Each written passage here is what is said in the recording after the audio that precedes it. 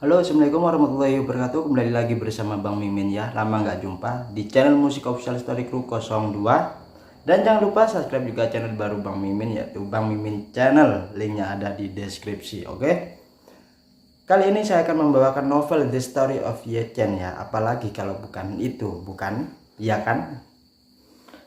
Bab 4224 hingga 4231. Mohon maaf ya jika saya gini, ini sebetulnya pakai tangan kanan ya. Ada komen, Bang, kalau hormat pakai tangan kanan. Ini tangan kanan, tapi saya menggunakan kamera depan, oke? Bab 4224. Claudia menjawab, aku. Kata-kata Ye Chen membuat Claudia tiba-tiba pulih.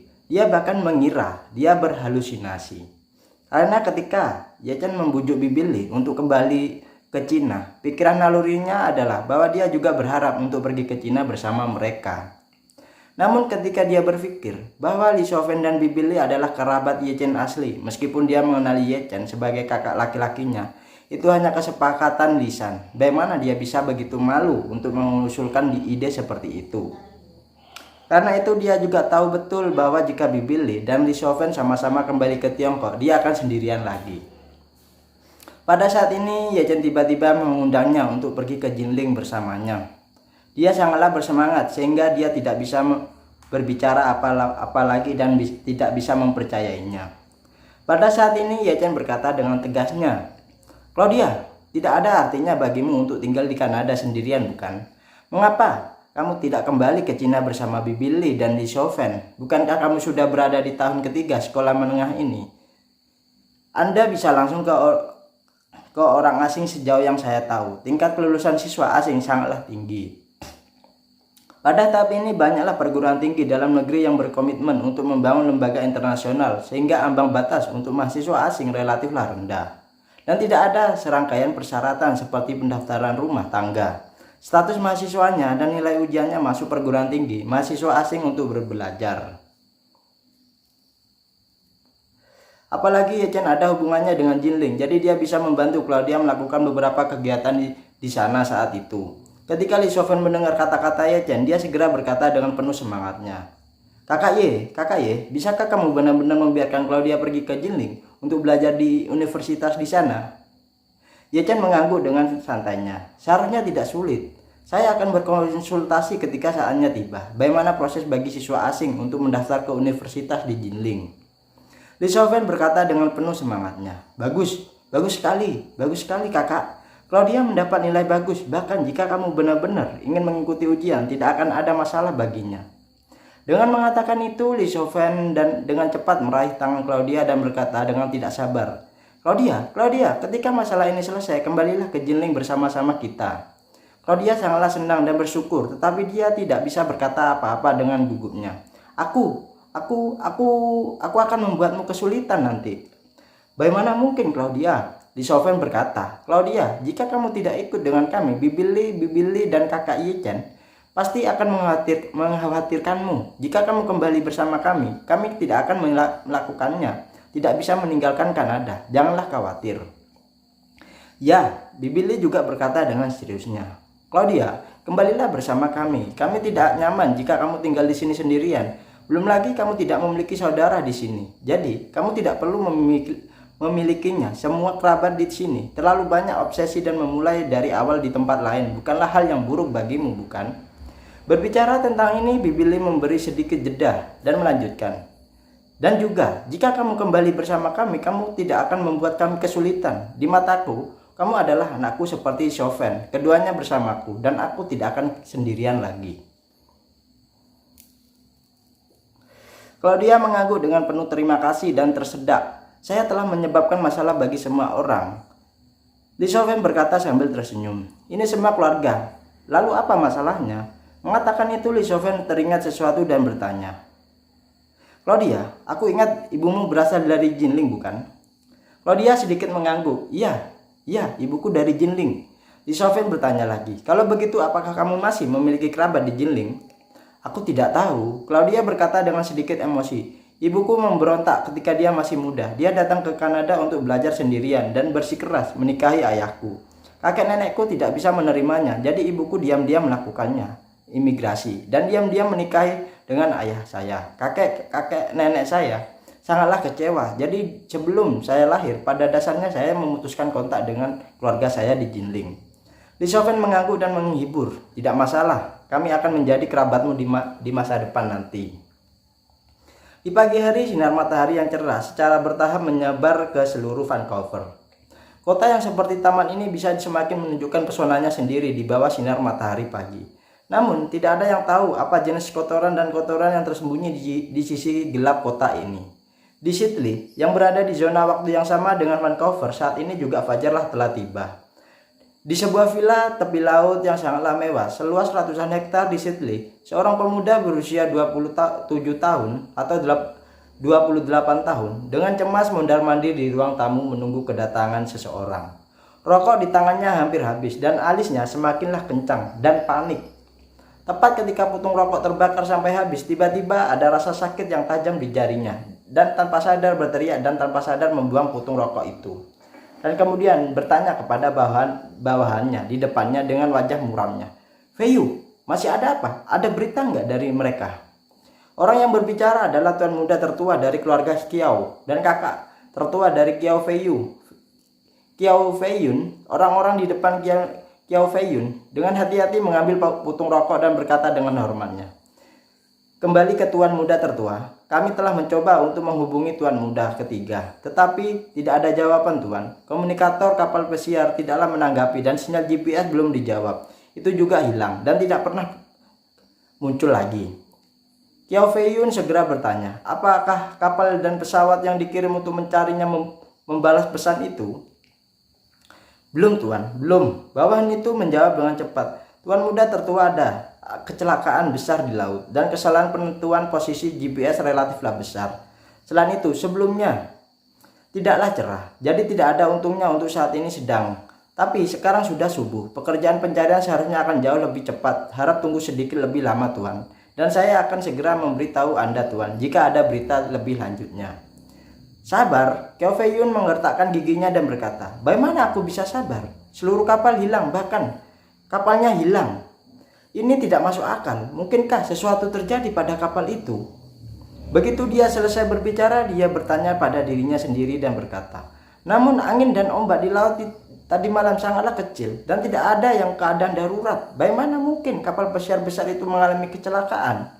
Selain itu, jika terjadi sesuatu pada kapal itu, masih ada 2 speedboat di kapal dan tenggelamnya kapal itu. Tidak masalah waktu. Itu selalu mungkin untuk meninggalkan kapal untuk melarikan diri, kan? Tidak peduli seberapa buruk itu. Tidak ada salahnya mengirim sinyal merabahnya atau sinyal marah bahaya ya." Kiao Feiyun tidak bisa membayangkan apa yang terjadi pada saudaranya tadi malam itu.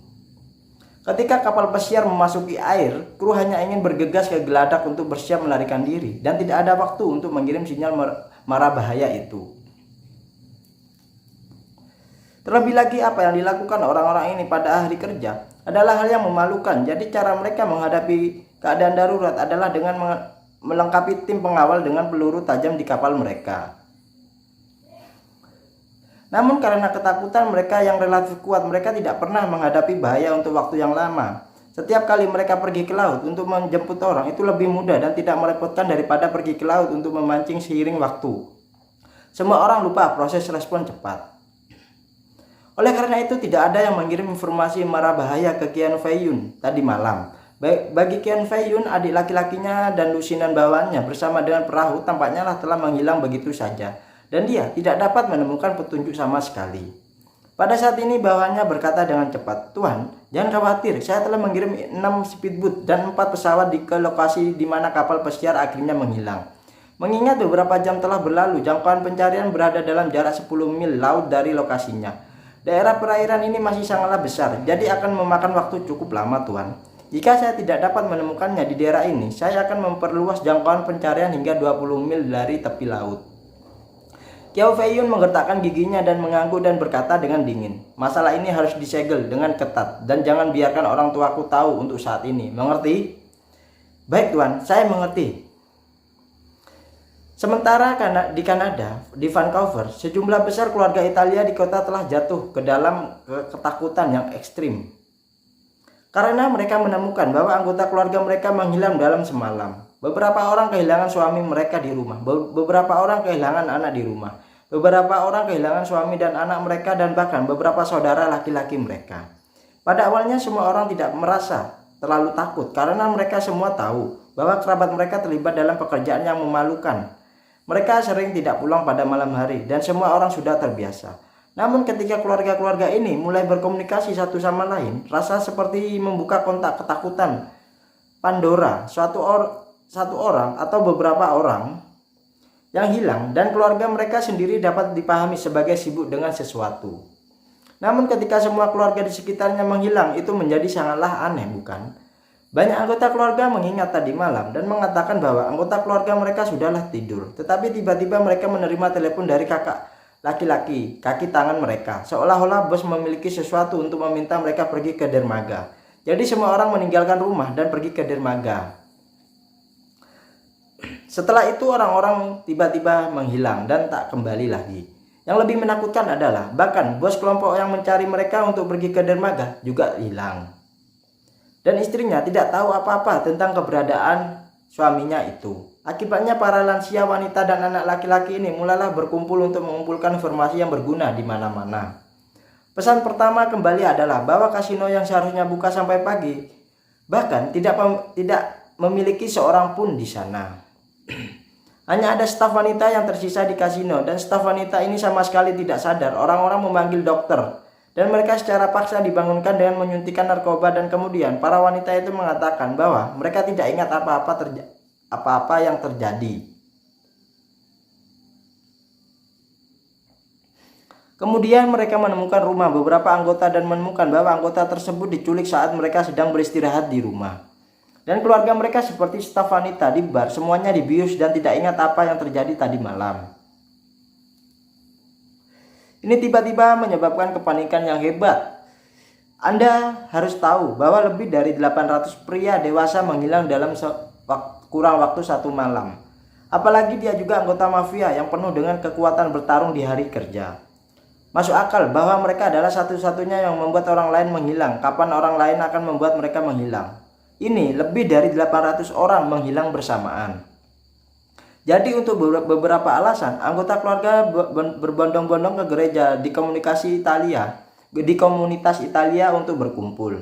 Ketika anggota keluarga menangis bersama di gereja tidak tahu harus berbuat apa, para imam Italia memegang Alkitab di satu tangan dan salib di tangan lainnya dan berdoa untuk lebih dari 800 orang yang hilang dan bahkan menghibur satu persatu keluarga.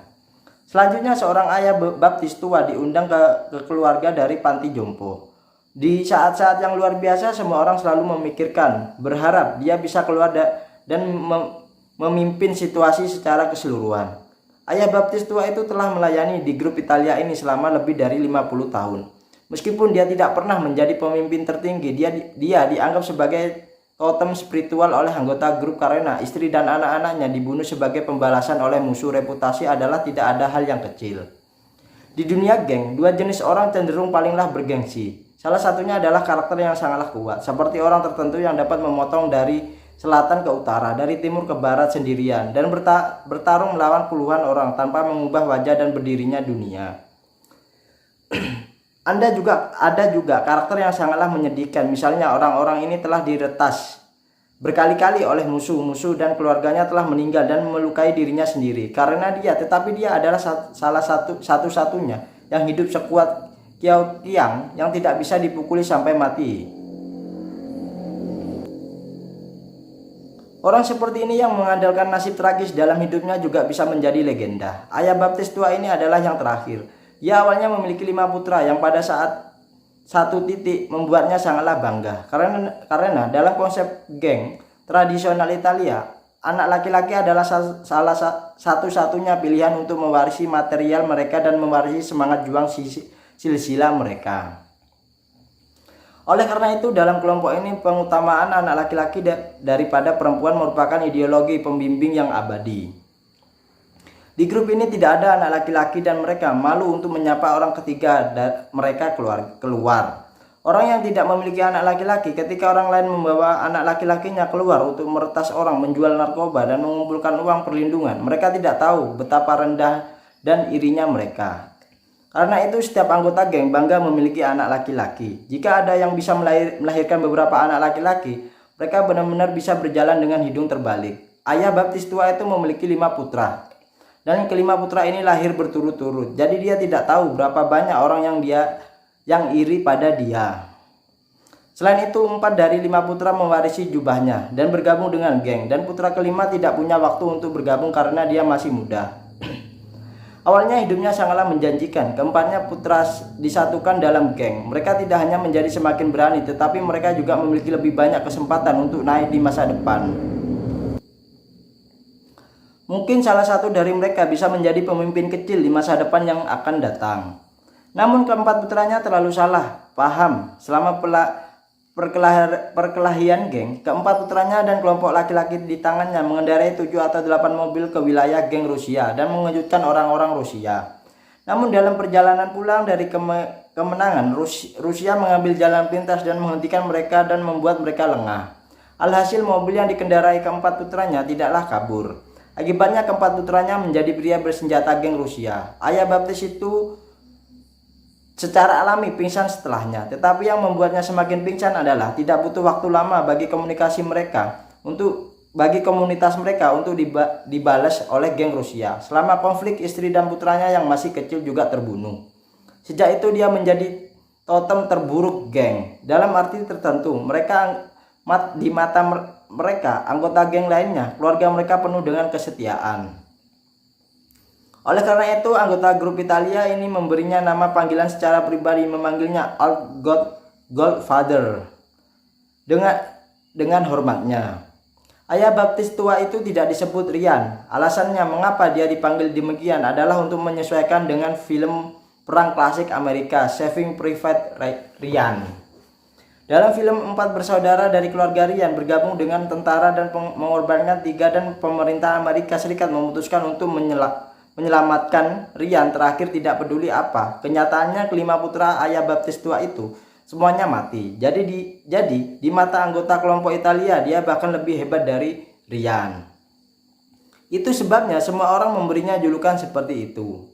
Pada saat ini ayah baptis tua itu berada di kursi roda dan didorong ke gereja. Ketika semua orang melihatnya, mereka semua berdiri dan memberi penghormatan kepadanya. Kemudian seseorang berkata sambil menangis, "Ayah baptis, seluruh kelompok lebih dari 800 orang menghilang dalam semalam. Dan Anda harus membimbing kami dalam masalah ini." Seseorang segera bangkit dan berkata, Ya ayah baptis, lihatlah begitu banyak orang tua, wanita dan anak laki-laki yang tidak berdaya yang hadir, tolong bantu mereka."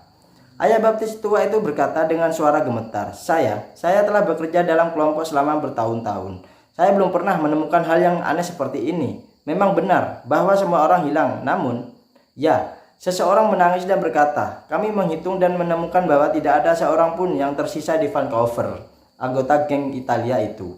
Oh, perawan Maria, ayah baptis tua itu berkata dengan gemetar, Aku benar-benar tidak bisa memikirkan geng manapun di Vancouver yang bisa memiliki kekuatan seperti itu, bisa menghilangkan 800 orang dalam satu malam.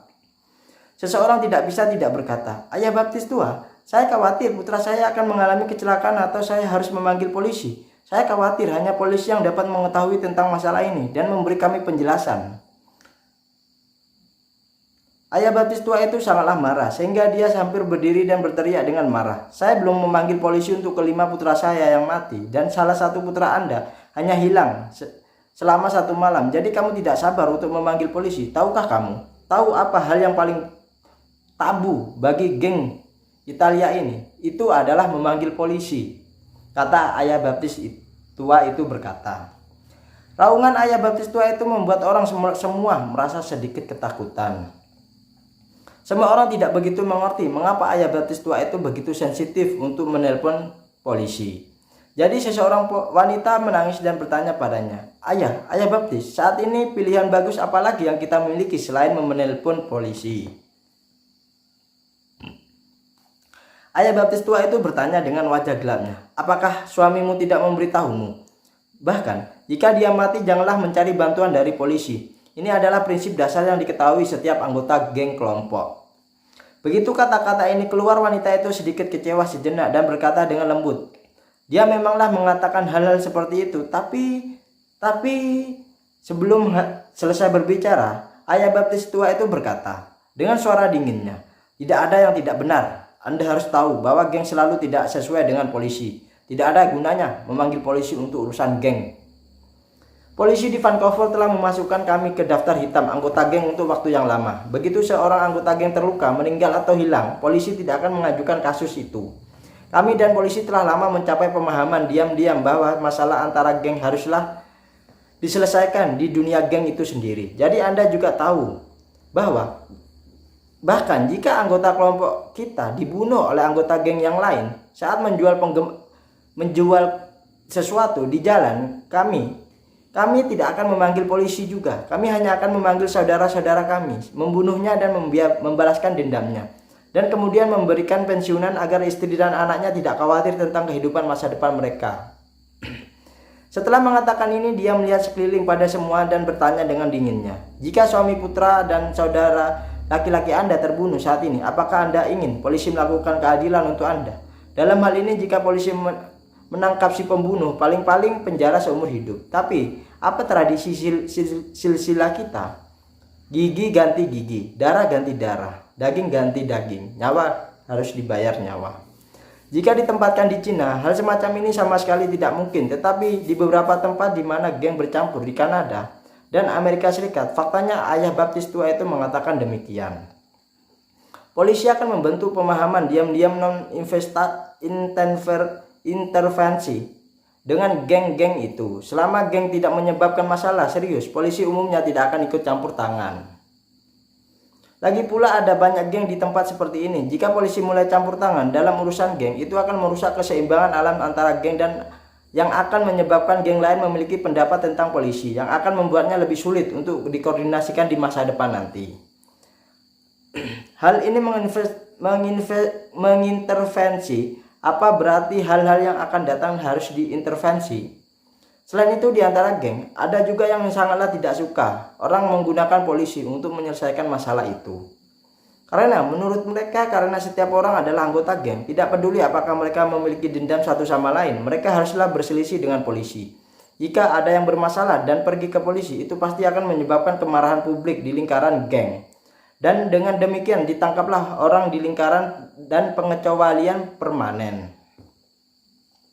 Meskipun ayah baptis tua Rian itu telah keluar dari arena kematian kelima putranya, tidak akan memungkinkan dia untuk mengubah etika profesionalnya sebagai anggota geng.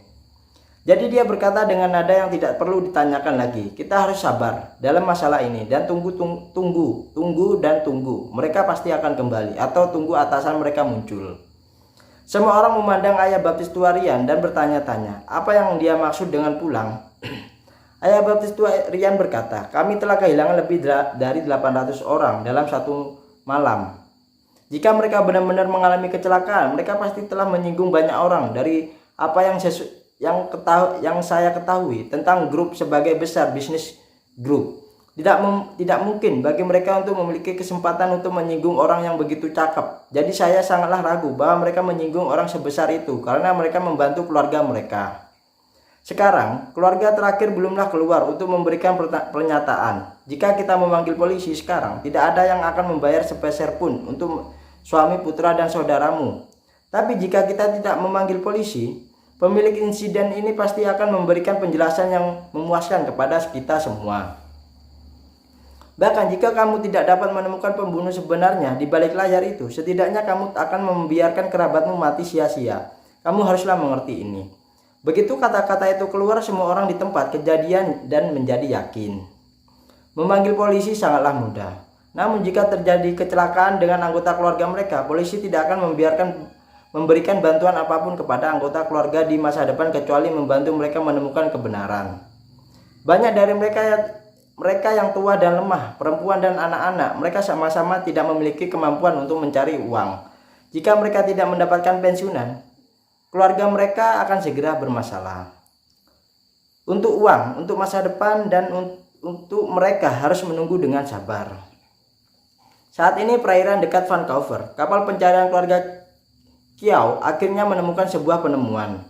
Mereka menemukan lebih dari selusin mayat mengambang dan puing-puing beberapa kapal pesiar di tengah ombak yang berjatuhan. Di antara mayat-mayat ini ada Kiao Feiyu, adik dari Kiao Feiyun. Ketika Kiao Feiyu ditemukan karena dia mengenakan jaket pelampung yang menonjol bagian bawah tubuhnya berada di dalam air dengan kepala dan bahu di atas air. Dia memberi orang rasa deja vu, seperti pelampung memancing terus-menerus bergelombang dengan ombak di laut. Bahkan jika itu sementara tersapu ke dalam air oleh ombak, itu akan segera muncul kembali karena daya apung itu. Ketika tubuhnya diselamatkan ke atas kapal, semua orang benar-benar ketakutan dengan pemandangan di depan mereka itu. Kiao Feiyu meninggal secara tragis. Premnya yang berwarna kuning dan bertekstur tekan dengan kuat ke dahinya, tepat di atas mata yang bulat itu. Bawahan keluarga Qian Feiyu menemukan bahwa Qian Feiyu tidak hanya mati, tetapi juga memiliki beberapa luka tembak di sekujur tubuhnya. Ada bekas tembak di kedua kaki dan di antara kedua kaki itu. Bawahan Kiao yang diselamatkan melepaskan jaket pelampung hanya untuk menemukan bahwa dia juga ditembak di jantung. Tampaknya dia ditembak di jantung oleh seseorang dan kemudian dibuang ke laut oleh seseorang yang mengenakan jaket pelampung juga. Pada saat ini salah satu bawahan Kiao menunjuk ke dahi Kiao Feiyu dan yang terhalang oleh rambutnya dan berkata, lihat dahi tuan muda ketiga. Sepertinya ada kata-kata. Ada kata-kata. Bawahan yang menyelamatkan Qian Feiyu berseru dan tanpa sadar menyapu poni di dahi Qian Feiyu. Tidak peduli gesekan ini, 8 karakter berdarah di dahinya membuatnya menggigil. 8 karakter itu besar. Inilah yang Ye Chen minta agar Wang Paozhong tinggalkan kata-kata itu. Saya telah kehilangan hati nurani, saya akan mati. Ketika orang yang bertanggung jawab atas tim penyelamat melihat adegan ini, dia langsung ketakutan. Setelah beberapa kali tenang, dia buru-buru mengangkat telepon satelit dan memanggil Qian Feiyu yang masih dengan cemas menunggu pesan di satelit. Qian Feiyu telah memberi perintah sejak lama dan setiap tim penyelamat harus melapor langsung kepadanya selama mereka menemukan petunjuk. Panggilan itu dengan cepat terhubung dan Qian Feiyu bertanya, "Yang mana?" Orang yang bertanggung jawab berkata dengan hormat, halo tuan muda, saya Luo Yu yang bertugas mencari dan menyelamatkan tuan muda ketiga. Saya telah menemukan sesuatu di sini." Qian Feiyu berhenti sebentar di ujung telepon. Napasnya tiba-tiba menjadi cepat dan nadanya juga semakin cemas. "Apa yang kamu temukan? Katakan padaku dengan cepat." Luo Yu ragu-ragu sejenak dan berkata, "Kami menemukan mayat tuan muda ketiga dan beberapa anggota kru lainnya di lokasi 12 mil laut di sebelah timur titik koordinat." Qian Feiyu di ujung telepon tiba-tiba berdebar di hatinya. Meskipun dia sudah menebak secara samar-samar bahwa saudara ketiga mungkin mengalami kecelakaan, informasi yang tepat sangatlah sulit untuk dia terima. Seluruh tubuhnya gemetar tak terkendali dan gigi atas dan bawahnya bahkan bertabrakan terus-menerus karena gemetar membuat suara gemercik. Setelah beberapa saat, Qian Feiyu menggertakkan giginya dengan ekspresi muram dan bertanya, "Kirimkan foto dan kirim untukku." Luo Yu buru-buru berkata, Tuan muda tertua, tuan muda ketiga, dia." Qian Feiyu berteriak dengan marah, "Apa dia? Dia apa? Dia ingin mengatakan sesuatu dan lelucon apa itu?" Luo Yu mengumpulkan keberaniannya dan berkata dengan ragu-ragu, "Kembali ke tuan muda tertua, tuan muda ketiga. Dia penampilannya benar-benar sayang sekali tuan. Kamu harus siap-siap mental ya." Hati Qian Feiyu kencang dan setelah waktu yang lama dia bersikeras dan berkata, "Saya siap, kirimkan kepada saya gambarnya segera." Semenit kemudian, telepon satelit Qian Feiyu menerima pesan multimedia. Karena informasi ditransmisikan oleh satelit kecepatannya relatiflah lambat. Jadi dia hanya bisa menerima gambar pertinjauan yang sangatlah buram pada awalnya dan dia hanya dapat melihat gambar yang jelas setelah semua gambar diunduh. Tapi hanya melihat pertinjauan ini Qian Feiyu tidaklah tahan. Karena dia samar-samar bisa melihat bahwa Arya kabur dari piksel merah di kepalanya, di kepala, wajah, dan kaki saudaranya itu. Berdasarkan akal sehatnya, area kabur merah ini seharusnya darah. Mau tak mau ia mencoba yang terbaik untuk melakukan konstruksi psikologis untuk dirinya sendiri di dalam hatinya. Berharap bahwa ia dapat bersiap dan tidak takut dengan gambar-gambar definisi tinggi berikutnya. Tetapi meskipun dia telah melakukan konstruksi psikologis yang cukup untuk dirinya sendiri, saat ini dia benar-benar melihat gambar definisi tinggi. Dia langsung terkejut dan gemetar. Telepon jatuh, hampir tak terkendali di tangan yang gemetar itu, dan kakinya karena kehilangan kemampuan untuk menumpang secara instan, tiba-tiba bersandar ke belakang. Asisten yang beberapa bawahannya dengan cepat melangkah maju untuk membopongnya, mencegahnya jatuh ke tanah. Tetapi ketika asistennya dan beberapa bawahannya menangkapnya, mereka menyadari bahwa tubuhnya sudah terguncang menjadi saringan. Ponselnya selamat karena jatuh di atas karpet wall mewah tenunan tangan di Afghanistan. Asisten itu melirik telepon tanpa sadar dan langsung ketakutan dengan gambar yang di atas telepon itu dan berseru dengan paniknya. Asisten ini yang telah bersama Ken Fei Yun selama bertahun-tahun telah melihat segala macam hal yang kejam, tetapi dia belum pernah melihat adegan tragis mengukir kata-kata dengan pisau di dahi seseorang tuan muda dari keluarga 100 miliar ini. Ini adalah tuan muda ketiga dari keluarga Kiao yang mendominasi dan gigih di hari kerja. Karena usianya yang masih muda, baru berusia awal 20-an, dia sangatlah disukai semua wanita. Bahkan kakak laki-laki Ken Fei Yun menyayanginya. Tapi nenek moyang generasi kedua yang perkasa, sungguh kematian yang tragis sekarang. Dampak kuat ini memiliki dampak besar pada mentalis Ken Fei Yun. Ini seperti ketika Anda melihat seseorang tunawisma mengaduk-aduk tong sampah di jalan mencari makan, Anda biasanya tidaklah terkejut. Tetapi bagaimana jika mereka pria tunawisma ini adalah tuan muda yang kaya raya dan reputasi besar dan kekayaan keluarga mereka lebih dari 100 miliar. Acara ini mungkin akan segera menjadi berita utama di seluruh dunia. Ini adalah dampak besar yang dibawa oleh kontras yang kuat. Pada saat ini seluruh tubuh Ken Fei Yun hampirlah runtuh dan dia tidak bisa menahan tangisannya. Ini tidak benar. Fei Yun tidak mungkin mati begitu menyedihkan. Itu bukan dia. Ini sudah pasti bukan dia. Melihat dia hampir pingsan, asisten itu berkata dengan gugup, Tuan muda tertua, Anda harus menjaga kesehatan Anda, Tuan. Tuan muda ketiga masih menunggu Anda untuk membalaskan dendamnya. Ketika Ken Fei Yun mendengar ini, dia langsung membeku di tempat. Setelah setengah menit, Ken Fei Yun akhirnya pulih. Dia dengan cepat mengangkat telepon dan menatap saudara laki-laki yang mati secara tragis di layar tadi. Menggertakkan giginya dan berkata, beraninya membunuh saudaraku Ken Fei Yun.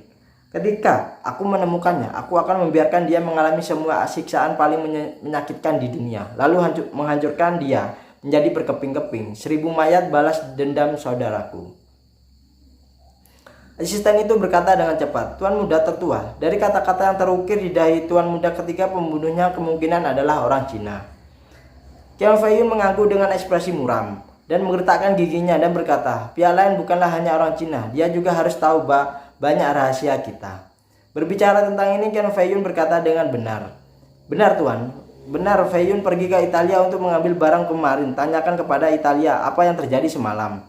Ketika asisten mendengar ini, dia segera berkata, saya akan menghubungi Anda sekarang. Dengan itu dia mengeluarkan ponselnya dan meninggalkan ruangan itu. Ken Fei Yun juga sedikitlah melambat dan berkata dengan gigi terkatupnya, Fei Yun, jangan khawatir, kakak laki-laki tertua pasti akan menemukan pelakunya di balik layar dan membalaskan dendam atas pengalamanmu. 100 kali 1000 kali tidak membalas untukmu. Kakak bersumpah untuk membalaskan dendammu. Segera asisten itu berjalan kembali dengan panik. Dia datang ke Ken Fei Yun, menelan dengan gugup dan berkata, Tuan muda tertua, situasinya sedikitlah salah. Ken Fei Yun bertanya dengan suara dingin, jika Anda memiliki sesuatu untuk dikatakan, cepatlah, janganlah ragu-ragu untuk mengatakan.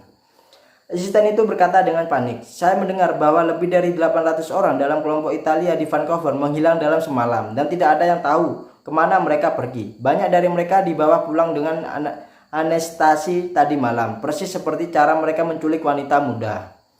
Apa? Mereka menghilang? Chen Feiyun baru saja bersumpah untuk membalaskan dendam adiknya. Mendengar ini, seluruh punggungnya merasa beku. Lebih dari 800 orang menghilang dalam waktu semalam. Jika ini bukan pekerjaan tangan hitam yang membunuh adik laki-lakiku, maka kekuatan tangan hitam di belakang layar sangatlah kuat mungkin. Bahkan jika Anda mengirim semua bawahan Anda untuk bertarung langsung dengan orang-orang Italia ini, Anda mungkin tidak dapat melenyapkan lebih dari 800 orang itu. Belum lagi semua orang yang berjumlah lebih dari 800 orang akan menguap dalam semalam. Apa yang terjadi? Chen Feiyun menyeka keringat dingin dari dahinya dan berkata dengan tidak percayanya, siapa yang bisa memiliki kekuatan yang begitu kuat? Dan lebih dari 800 orang menghilang dalam semalam. Apakah ada petunjuk yang tersisa? Asisten itu menggelengkan kepalanya dan berkata, saat ini kerabat dari kelompok Italia ini sedang bertemu di gereja untuk membahas solusi. Lebih dari 800 orang masih hidup dan mati. Kelompok mereka hampir musnah, hanya menyisakan beberapa orang tua dan wanita dan anak-anak yang lemah. Setelah berbicara, asisten itu berkata lagi, saya mendengar dari seseorang laki-laki tua yang bergenerasi dari mereka bahwa ribuan anggota keluarga panik sekarang, membujuk mereka untuk memanggil polisi. Panggil polisi? Mata Chen Feiyun menjadi gelap dan dia berkata dengan keras tanpa berpikir, kita tidak boleh membiarkan mereka memanggil polisi. Chen Feiyun sangatlah jelas bahwa lebih dari 800 orang menghilang dalam semalam begitu mereka ditikam oleh polisi. Saya khawatir itu akan menjadi kasus penghilangan massal paling mengerikan sejak dirinya di Kanada. Begitu media menangkap pesannya itu, pasti akan menjadi berita utama semua halaman depan di seluruh dunia dalam waktu sekejap. Dalam hal ini, di bawah perhatian seluruh dunia, polisi Kanada mungkin tidak layak untuk menyelidiki kasus ini. Departemen Keamanan Nasional Kanada akan segera mengambil alih dan mencoba yang terbaik untuk memecahkan kasus besar ini. Tidak masalah jika mereka bisa mencari tahu siapa dalang di balik semua ini. Yang penting begitu mereka mulai menyelidiki, sulit untuk menjamin bahwa mereka tidak akan mengetahui tentang diri mereka sendiri. Di bawah perhatian semua orang, jika Anda menemukan diri Anda di sini, aktivitas Anda yang tidak tahu malu kemungkinan akan terkena sinar matahari atau ketahuan lah ya. Dalam hal ini saya tidak hanya akan sial, tetapi VIP saya yang terhormat akan lebih sial. Pada saat itu, para VIP tertinggi ini pasti akan menelanjangi hidup dan mati sebelum mereka dapat menyelesaikan kebencian di hati mereka. Memikirkan hal ini, Chen Feiyun tidak lagi peduli dengan kesedihan kematian tragis adiknya, dan dia berkata kepada asistennya dengan paniknya, cepat. Beritahu Italia, jika tidak ada berita tentang 800 orang yang hilang dalam 3 hari, mereka akan semua bisa mendapatkan pensiunan $1 juta. Jika ditentukan bahwa mereka mati, $1 juta akan ditambahkan. Satu-satunya syarat adalah tidak memanggil polisi. Jangan pernah memanggil polisi. Bahkan, jika polisi mendapatkan informasi untuk pergi ke mereka, untuk menyelidiki, mereka akan bersikeras pada orang tersebut. Tidak ada yang hilang, hanya kembali ke kampung halaman di silsilah itu. Nah itu ya untuk The Story of Ye Chen. Ceritanya sih nggak terlalu menarik ya, cuma menceritakan hilangnya itu aja. Sebetulnya cuma menceritakan itu tapi panjang banget ya, 8 bab coba menceritakan hilangnya itu. Ini di bab ini Ye Chen nggak muncul cuma di awal tadi ya, dimana Ye Chen mengajak Li Shoufen, Bibi Li dan Claudia untuk pulang ke Cina lagi. Nah itu ya, mungkin sekian dari saya ini ya, bab 4224 hingga bab 4231 ya. Jadi 8 bab, jadi ya itu dulu ya. Nggak menarik sih betulnya menurut saya. Saya pikir ada seru-serunya karena saya juga belum baca, jadi nggak terlalu paham ya ceritanya. Ternyata cuma gini aja. Terima kasih yang sudah mensubscribe saya hingga tembus gini. Awalnya 1050, sekarang menjadi 1000 Nah, terima kasih buat subscriber baru saya. Selamat datang di channel saya. Mohon maaf jika upload saya agak telat ya. Karena apa? Karena ada kendala, dan kalau saya ada waktu pasti saya selalu upload, walaupun itu 2 bab sedikit tapi lama-lama jadi bukit. Itu kalau ada waktu. Kalau nggak ada waktu ya mohon ditunggu dan tunggu. Menunggu adalah yang terbaik, asalkan tidak terlalu lama menunggu jawaban yang pasti. Yang penting tidak menunggu kepastian yang tidak pasti. Nah itu ya. Terima kasih dari saya. Sekian terima kasih ya, ngomongnya aja belepotan. Sekian terima kasih dari saya, dari Bang Mimin ya. Jangan lupa subscribe juga dong channel baru Bang Mimin ini ya. Namanya Bang Mimin Channel, linknya ada di deskripsi.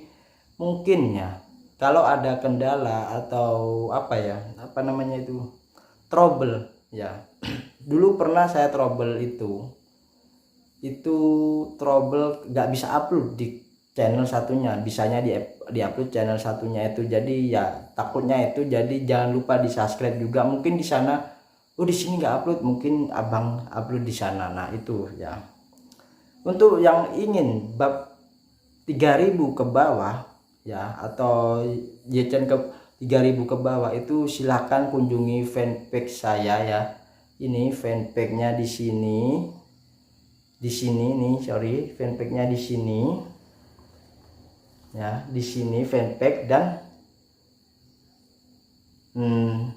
di IG juga ya. Di IG pasti ada, di IG, di fanpage ada. Jadi bab ini silakan cari di fanpage dulu, dicari semua, sudah saya kasih judul di sana ya. Oke, sekian dari saya. Wassalamualaikum warahmatullahi wabarakatuh. Bye bye, selamat malam. Seperti biasa, jangan sampai sakit hati karena dia, lebih baik dia sakit hati karena kita. Oke, bye bye.